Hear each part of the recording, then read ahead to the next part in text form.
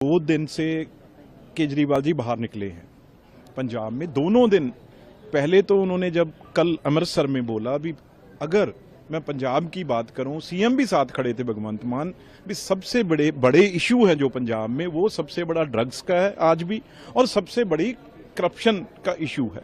इसका मतलब उन्होंने साथ खड़े होके ही ये कबूल लिया, क्योंकि वो गोल्डन टेम्पल दरबार साहब गए हुए थे, भी मेरी स्टेट में सबसे ज्यादा ड्रग्स हैं और करप्शन है। ये बात सामने खड़े होकर उन्होंने ये मानी। भी फिर आप भगवंत मान और आपके मंत्री साथ थे, उनको इस्तीफा देने के क्यों नहीं कह रहे? इसलिए इसका मतलब आप इन चीजों में शामिल हैं इसलिए। और आज क्या हुआ, आज वो लुधियाना में कैंपेन करने गए हुए थे, जो वहां पे सीट लुधियाना वेस्ट खाली हुई है, उन्होंने अपने राज्यसभा एमपी को टिकट वहां से दी, अरोड़ा साहब को।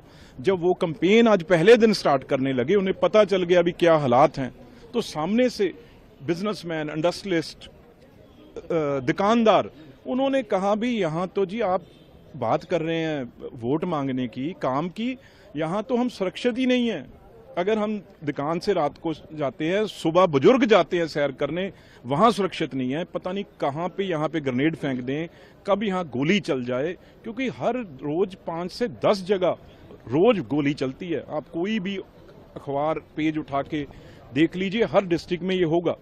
तो सामने खड़े होके जब ये एक पंजाबी ने ये बात पूछा भी आप बताइए क्या हमारी सेफ्टी की कोई जिम्मेवारी है, 3 साल हो गए आपको, तो दोनों के पास जवाब नहीं था।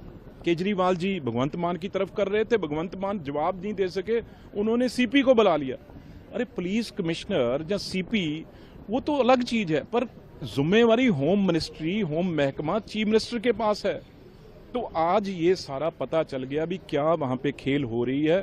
और जब भी वो निकलेंगे, क्योंकि आज तक निकले ही नहीं कहीं, जब भी वो किसी से ये प्रश्न जैसे आज लुधियाना में पूछा, आगे डिस्ट्रिक्ट्स में किसी में भी पूछेंगे, यही जवाब मिलेगा।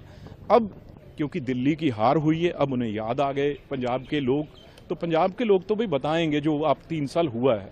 पर पंजाब बिल्कुल जो है वो डिस्टेबलाइज हुआ है। वहां पे हर रोज गोली चलती है, हर रोज वहां पे अब तो हद हो गई जो कभी कहीं नहीं हुआ। बच्चों की किडनैपिंग शुरू हो गई, 8 साल के बच्चे को किडनैप किया।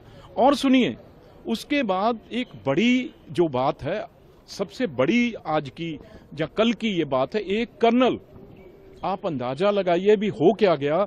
वहां पे ग्रुपिज्म है, पंजाब पुलिस 2 हिस्सों में बंटी हुई है, तभी ये काम नहीं हो रहा। 8 साल का बच्चा एक